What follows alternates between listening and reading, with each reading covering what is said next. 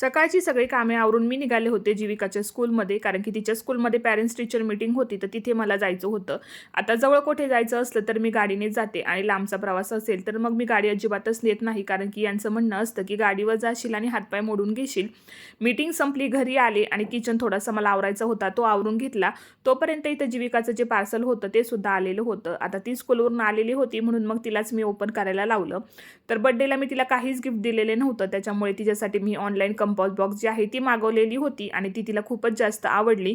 त्यानंतर 4 वाजता मग पुन्हा आम्ही रेडी झालो आणि निघालो ते म्हणजे डीमार्टला जाण्यासाठी, कारण की बरेच दिवस झालं मी सामान जे आहे ते भरलेलंच नव्हतं आणि डीमार्टमध्ये एकदा खरेदी केली की 2 महिने मग सामानाचं काहीच टेन्शन नसतं. म्हणून मग आम्ही तिघीसुद्धा आज शॉपिंग करण्यासाठी आलेलो होतो.